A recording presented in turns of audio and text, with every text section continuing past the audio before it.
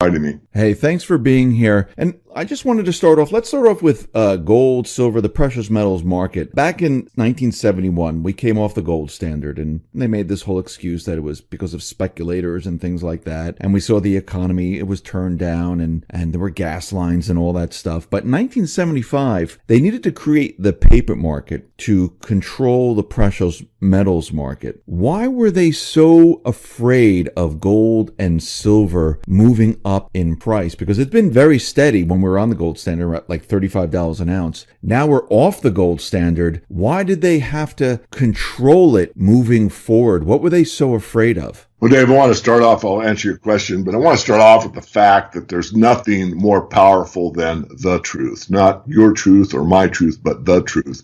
And the truth is that all fiat currencies reach their intrinsic value of zero, or in other words, they fail at some point. So that's the truth. And knowing that as a basis or foundational argument, then why were they worried? Well, they know that. The bankers know that if they go off onto this fiat-only system, and Nixon did a great job of selling the idea that it's backed by the full faith and credit of the United States, and we're temporarily closing the gold window, and all this nonsense, because France had caught on to the game, and they were sending all kinds of fiat, or I should say, redeemable currency back to the United States and taking it out in gold. And they saw a run on the gold supply, and they had to do it. So the reason I went into the derivatives market is the supply of gold is a relatively precious commodity. But if you make a bunch of paper gold, there's an infinite supply. So now you have an ability through the futures market to control, or let's say manage, the price of gold.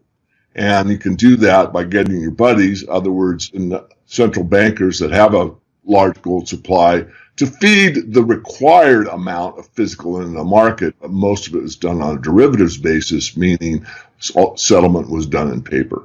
In most commodities, there's only about a 2% that's actually taken in the physical commodity, and that's not just gold. That's wheat, that's soybeans, that's soybean oil, that's cotton or cocoa or coffee or any of the commodities. There's a huge amount of speculation and quote-unquote hedging that goes on in these markets that are all done through derivatives only, and the underlying physical asset is a very minor part of what actually takes place. Most people don't know that, but that's the way it's been for a very long time. Now, let's say they didn't create the paper market and they just let gold be the way it is, and silver, and they didn't do anything with it. And they continually created the currency like they've been doing, printing and printing and printing. What would the gold market look like today? What would the silver market look like today? And how would that affect the central bankers? Well, if there was, you're saying there wasn't a derivatives market. Yeah, let's say they didn't have it. Let's just go on the assumption, the whole theory that they didn't do it. Right. So you'd have a cash market only. And that's a very good market because it's much more of a free market. If that were the case, in theory, can't be proven because we haven't been on that, you would have a cash price for gold and silver that would be pretty close to the increase of the M1 money supply, which means if you take the amount of M1 and you divide it by the amount of gold that the Treasury purportedly says it has, which is 261 million ounces, you've got this many billions of dollars out there, and in the M1, not M2 or M3, you would come to the dollar price of gold. And that would give you a price right now of around 13,000, I think the last time I did it.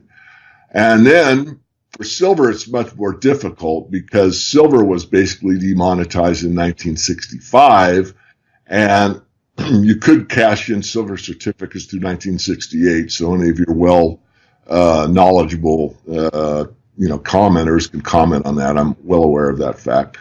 But silver is a little tougher because it's been demonetized for so long. But, if you go to the classic ratio or the monetary ratio, it'd be 15-1. So the market would also determine that. So in a cash market, you would get much, much closer to gold monitoring the increase in the M1 money supply. That's what would take place. From the central banker's point of view and from the people's point of view, what would the fiat currency, when people look at it and they say, okay, wait, gold is at 13,000, Silver's, whatever it is, 500, 600, 700, and the fiat currency is out there at the same time. How would people look at the fiat currency? Would they say, oh, wow, this is great, it's great to own a dollar? Or would they look at it completely differently? Well, Gresham's law would take hold, as you know.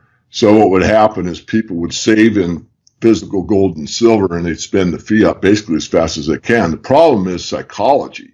And I'm going to digress here, Dave, and bring me back if I get lost, but this is the whole idea of long-term capital management. I mean, they had some pretty smart guys that wrote the software, and basically they thought they could predict human behavior, and you can for quite a while, but you can't predict it 100% of the time, and that's where the rub comes.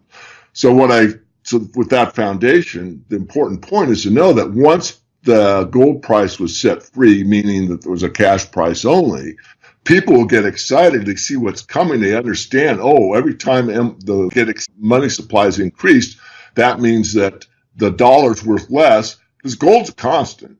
So the dollar price would go up, and they would get excited and probably overshoot the market, which means that instead of being a direct, arithmetic problem I just outlined, where you figure out how many dollars are out there versus gold and come out to a number, it would overshoot that number because people would say, they're going to continue to do this, and look out, I could, forecast 5 years from now, the dollar's going to be worth hardly anything. I better get as much gold as I can now, which you put a higher, demand on gold supply, silver as well, and you see them overshoot their theoretical equilibrium point. So that's what would happen. And I just want to give people just an idea of how gold maintains its value. If we go back to 1914, the price of gold was about like $20 per ounce, and it had maintained this value for decades. The average price of a house in 1914 was around $3,500, or 175 ounces of gold. The average price of a house today is around $225,000, $250,000. The same 175 ounces will purchase you that house, because that 175 times the $1,300 per ounce today is around $227,000. So it maintains its value. I mean, and this is the manipulated value. And if what you were saying, if gold was unmanipulated, non-manipulated, it would be around 13,000. So 175 ounces would buy you multiple houses today. And that's how bad fiat currency is. So gold and silver basically keep their value as the fiat currency continually loses its value. Well, that's a very excellent point. I think that's really important for everyone to think about, because what you really want to do when you price gold is to price it into something else, not necessarily dollar, because we're brainwashed into thinking dollars have value, and that's just the basic premise of the whole banking system. But if you look at it in terms of how much does it buy in oil or gasoline or automobiles or houses or something tangible that's really there, then that's a great way to look at it. So that's one way to really think about, what is the gold that I bought at, whatever price, and maybe higher than it is today, but is it doing its job? And the answer is absolutely it is. And the second thing to think about is that it's mispriced in dollars in a horrific manner, because if we went back to this idea of the cash price of gold, and it actually blew the whistle, let's say, as a metaphor, blew the whistle as a cop on the street and said, everyone's attention is like, look, we're calling fiat farce, as you say, totally phony, false, and I forget how you say it, but it's fabricated, false, and phony. And the gold price would indicate how badly the people have been taken for a ride based on the bankers' ability to counterfeit everybody, and they have an exclusive right. Another important point, I think every one of your viewers and listeners know this, but it's not that the government, prints money. The government borrows money printed by the Treasury that's controlled by the Federal Reserve, which is a private bank. So you're making these private bankers rich. And, people say, it's okay, we owe it to ourselves. No, it's owed to a private banking consortium. That's who it's owed to.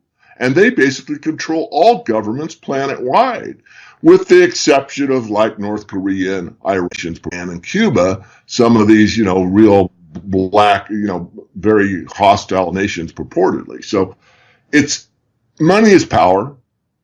They have the power. They have the control. And they're doing everything within their means, meaning derivatives markets and propaganda, to keep that paradigm alive, because they don't want to see anything that usurps their power, which could be cryptocurrencies, precious metals, people creating their own. I'm all for competing currencies. I'm very much against this banker control mechanism that's been in place for so long. It's funny you mentioned cryptocurrencies, because it looks like they're doing the same thing they did with gold and silver to cryptocurrencies. They created a paper market. They're out there demonizing cryptocurrency. The same thing they tell us about gold and silver. They're barbarous relics. You don't really need it. Why do you have it? It's not really money. And they're doing the same thing with but they're taking a different path. They're saying criminals use it, terrorists use it. You shouldn't have it. It's very volatile. And you can see they're preparing and getting ready to try to control the crypto market with the paper market, just like they did with the precious metals market. It looks like they're doing the same exact thing because they're very afraid of, like you said, other currencies competing with theirs. Absolutely. If you go back, and for those that don't know, there's a film out there, documentary called The Four Horsemen Film. If you Google The Four Horsemen Film, you'll see it. And in the beginning of that movie, Julian Tennant, who's the Financial Times editor, chief editor, very bright woman, and she talks about the cognitive map, which means the way you think. And so she says if you can control the cognitive map, then you've got them. In other words, we're talking about the same topics you and I are discussing, like what's wrong with the financial system, what's wrong with the monetary system, and what's controlling it. And so it's going back to what you said about crypto.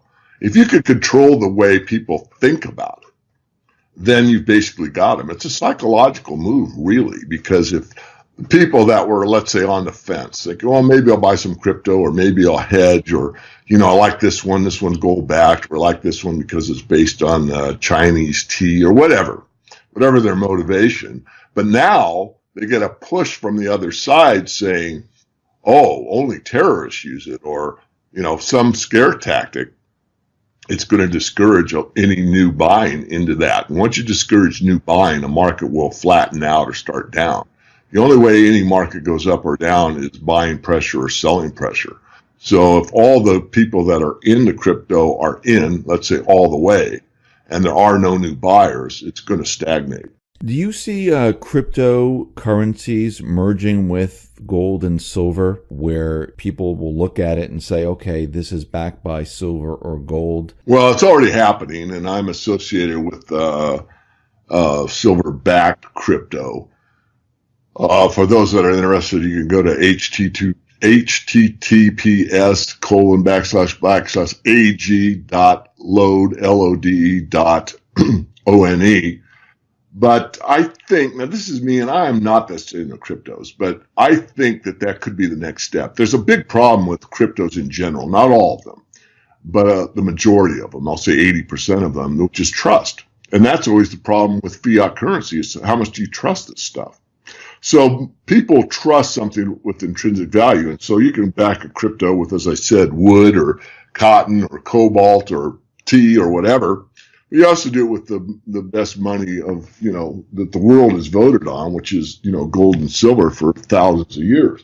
So I think it could, not would, but could be the next step in the crypto world, where you're starting to see more people that were hesitant to get into it because they had resistance to the fact of, well, what's this crypto really mean? Yeah, it's limited, or it isn't limited.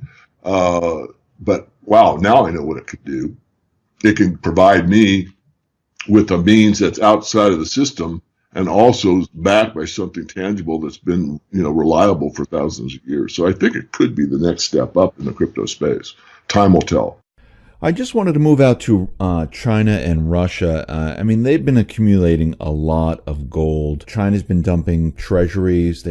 Russia and China have been creating their payment system, which duplicates the SWIFT system. They have a gold-backed trading system. They recreated the exchanges out in the East. And Hungary right now is asking for their gold back. And all this is happening at the same time. And also we have the introduction of the Petro Yuan. I mean, when you look at this, what do you see happening here? Why is all of this happening right now? Well, to go back a couple of steps, if you look at, the formation of the BRICS and Asian Infrastructure Investment Bank and taking away or moving away from the SWIFT system, all this is because those two nation states, or let's say the BRICS in total, know exactly what I said at the beginning.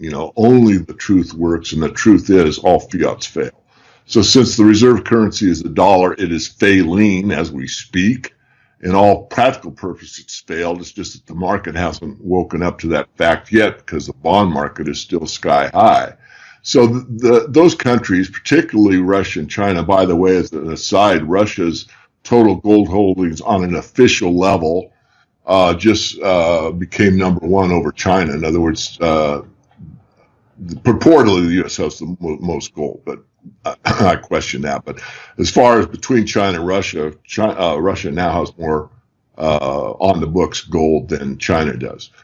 So they have moved away from the dollar slowly and surely, continue to get the best anti-dollar asset that is available, which is gold. They continue to accumulate it. All gold mined in China stays in China. Most of the gold mined in Russia stays in Russia, and they buy more in the marketplace on top of that. So I think they all see what's coming, and that is that there will be a reset at some point.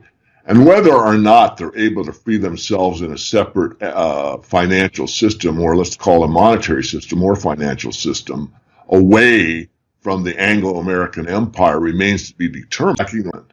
But they're still absolutely working in that direction with their own settlement system, with their possible gold backing, or at least partial backing of, let's say, a new currency. So they see what's coming, and yet they also know that they can't pull the plug overnight because it disrupted all the markets. So they're probably willing to let this happen on its own accord and continue to accumulate until that day. While all this is happening with Russia and China, do you think that the U.S. is going to lose the reserve status of the world? Yes, I do. I think that it's losing it as we speak. I mean, if you look at China, they've gone in rather quietly and made deals with gold in the ground, cobalt in the ground, rare earth elements. I mean, first of all, let me again back up and build another foundation. But there's a saying here in the Northwest Mining Association that if it can't be grown, it has to be mined. And this is a fact. I mean, if you look at, your iPhone or, a box of cereal or whatever you've got, it's either something that was growing in the earth or something that's taken out of the earth. So this is the basic builder of all wealth, which means that people that are, let's say, fundamental economists, not Keynesians, but understand how real assets become more valuable with labor and ingenuity, you want to have a strong base, which means you want to have those minerals. And so China's been going around the world basically and making deals with places like Africa, Brazil, South America, and other places to secure that fiat into something real. And they're just basically warehousing it. And I make that not as a joke. I mean, one of the best warehouses you can have is Mother Earth itself. And just hold it there for, let's say, a rainy day or when it's really needed or the price goes up or whatever is required. So there's a big shift in thinking between the Anglo-American empire that's had control and the psychological edge for so long. And they become so arrogant and the hubris is so great that they think they can control everything. And they have for a very long time. On the other side, you've got the BRICS that's saying, no, we're going to get real, buy real, and be real. One of my early statements when I started on the web. And that's what basically the tactic that they're taking.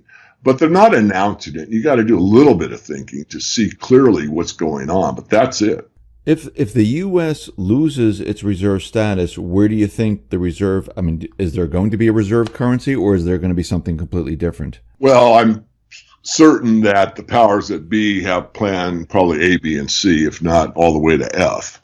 I think they're, prepared to take this system down and resurrect something. Jim Rickards makes a great argument about the SDR. He also says in his book that it's basically the same system. It's just that the public wouldn't know that because the sales job coming from the powers that be would be so strong that, look, we've got this new currency. It's international. It's not a dollar. We're going to reset the system with this SDR. SDRs has gold, which is really paper gold, and everything's going to be wonderful again. So I don't rule that out. I think it's a possibility. But where it will go, I think, I'm not bright enough or on the inside track to know. What I do know is that there will be a reset. And when you get into that type of unbelievable chaos for a momentary amount of time, the results are unpredictable. So I go back to the long-term capital management that I mentioned a while back, which means that the powers that be, again, being so arrogant, think that, well, we'll just do this, that, and the other thing. We'll cool the stock markets. We'll close them down for a week. We'll reissue this currency, and we'll bring it back up, and, everybody's on our side, so to speak. When the actuality is human behavior cannot be predicted. So you don't know really what they have the ability to control and not control. And when we're talking money, we're talking about something that transcends everyone. It transcends religion, race, national origin, religious belief, sexual orientation, everything. Everyone's concerned about, quote unquote, their money. And when that's at risk and it's apparent to everybody, which most people don't even know what's going on unless you listen to a show like yours, once it's apparent, and CNN can't deny that there's a financial reset, or the stock markets are closed and the bond market's crashing and they pulled circuit breakers and, oh my God, look at it. 2008 all over again, except this time the cavalry can't come to the rescue. When that happens, the outcome really isn't predictable. So we have two things happening here. We have the central bank right now where they're raising interest rates, which we saw prior to 2008, where they continually raised the rates until everything started to break down, and then they started lowering them again. And I believe the new Fed president wants to raise the rates, 4 to 6 times this year or something like that. And then we have Trump, on the other hand, who is pushing tariffs, reciprocal taxes. He wants to go to phase 2 with his tax plan, cutting more taxes. The people are talking about trade war. We have all this happening. Are they working together to bring down the economy? Or is the central bank and the deep state going to be bringing down the economy? Or is Trump trying to bring down or save the economy? What's your take on this? Excellent question. And Dave, believe me, from the bottom of my heart, I wish I knew. Well, maybe I don't, but I wish. So here's a couple scenarios, and there's probably infinite possibilities. But number one is, since the Federal Reserve basically is an illegal entity, you can research that. Don't take my word for it. Trump could basically, and I'm using Trump as like the U.S. government. So it's not just about Trump. It's about the idea.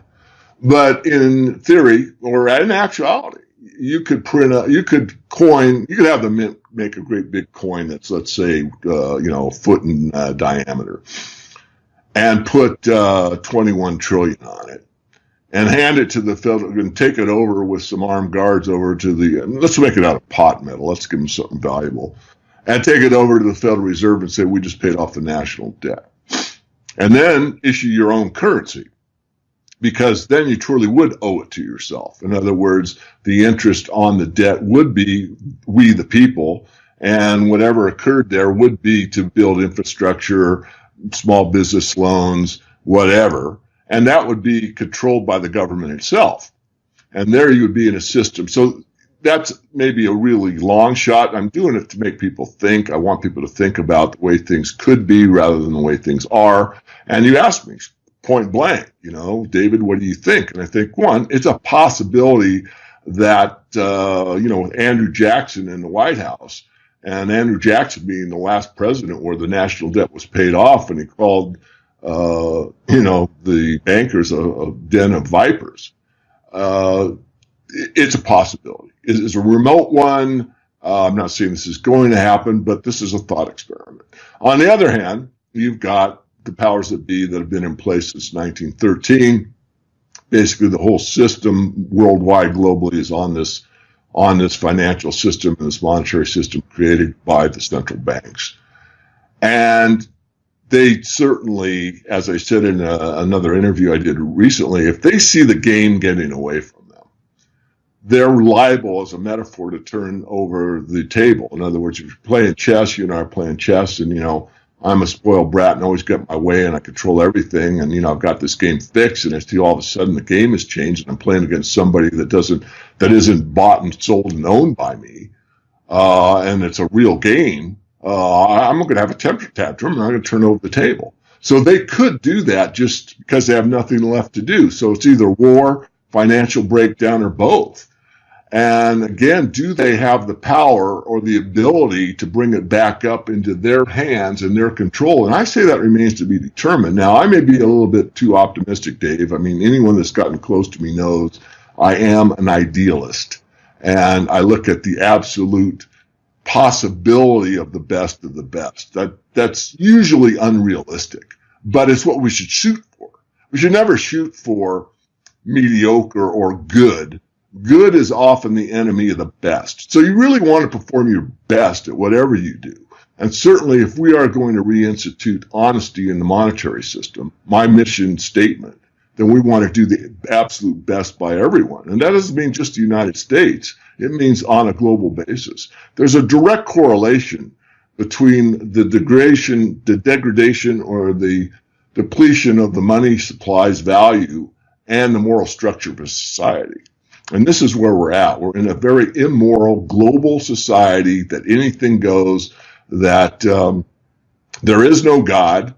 And, if there is no God, you better believe that if there isn't, and you're living your life that way, you better hope that there isn't. I mean, there is something here that the moral structure has been degraded to the point where it coincides with the depletion of the resource base based on this fiat system. Now, what happens if the central bank, you said we can create this coin and give it to them. What if they don't accept it? They look at it and they say, oh yeah, but we want gold. We want silver. We want anything but that for payment.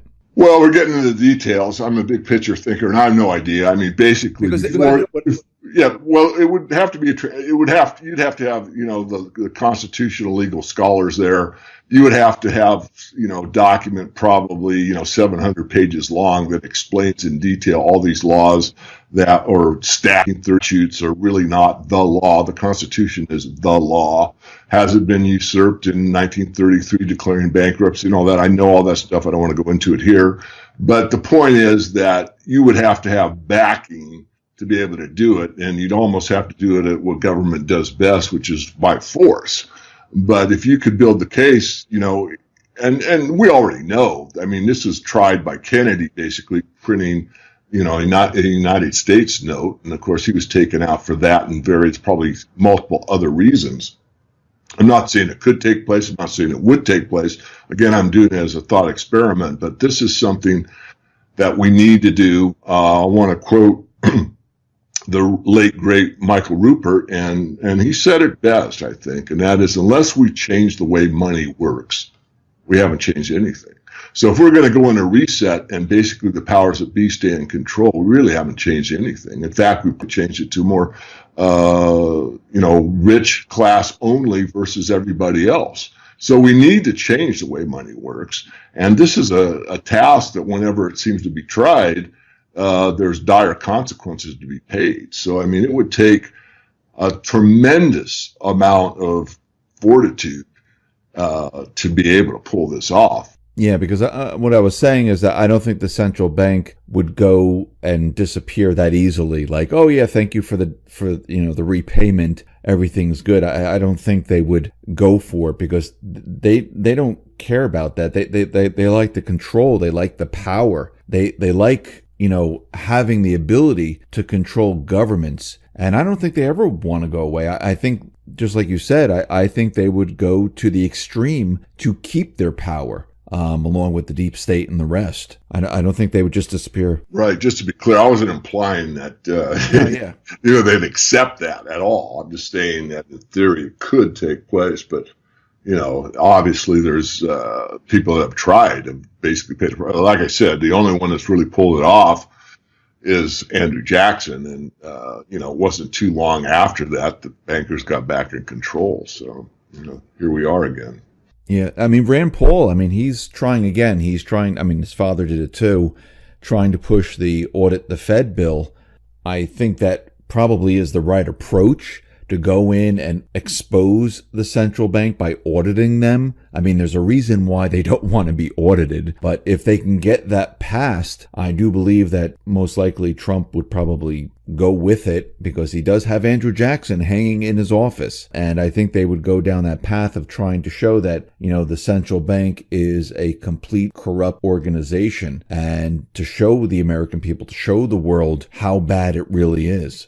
Yeah, and it'd have to be well thought out, much better than I'm doing here. Probably you would have to have two quote unquote dollars. You'd have to allow the system to use the Federal Reserve note, their currency, and then issue United States notes simultaneously until one dispelled the other one. There's a lot to think about here. I'm not even saying it's a real solution. It's more of a thought experiment, but I want people to wake up and understand that government doesn't print the money. Government borrows the money, and that enslaves everyone. So where do you see the deep state, the central bank, where is that time period where they say, okay, we're going to take down the system because we're so backed into a corner that this is our only alternative? At what point do you see that happening? I don't know a time. What I do know is a kind of a place, and that is based on like the movie Rollover that I used to show very often in the early part of my speaking career. And that is when the bond market starts to fall, where the big players, the banks themselves, don't trust the U.S. dollar. When they don't trust the U.S. dollar, then there'll be massive bond sales. And when that takes place, the game is over. We've already probably seen, the peak in the bond market, but these interest rate hikes are almost meaningless. Yes, they mean something. I don't want to be too dismissive, but you're talking, 0.25%, 25 basis points. These are ridiculously small and really have some effect. But there's no way that you could raise interest rates to what I consider to be nominal for a functioning system, which would be, let's say, 7%. If you got to that level, you wouldn't be able to pay the interest on the national debt. So there's a lot of problems ahead of us. I'm sure the back rooms are working diligently to come up with a solution that keeps the bankers in control. And there's a huge price to pay. And on that price to pay, I just wanted to remind everybody that, the Declaration of Independence, the whole thing revolved around the start, which was basically that, in the course of human events, it becomes necessary for one people to dissolve the political bands which have connected them with another, and assume among the powers of the earth the separate and equal station to which the laws of nature and the nature's God entitle them. In other words, natural law, which is really the paramount of everything for everyone on the planet. So if you go down and read the whole thing, at the end of it, of course, it says that and support of this declaration with a firm reliance upon the divine providence, we mutually pledge our lives, our fortunes, and our sacred honor. Now, what most people don't know is that when they were talking about their sacred honor, the signers were not worried of their fortunes. That wasn't sacred. Their lives were not sacred. What was sacred was that they realized that if this came to an armed revolution, the most important sacred thing that endured would be the ideas, belief, and faith that form the philosophical heart of what we call freedom. That's what it's all about.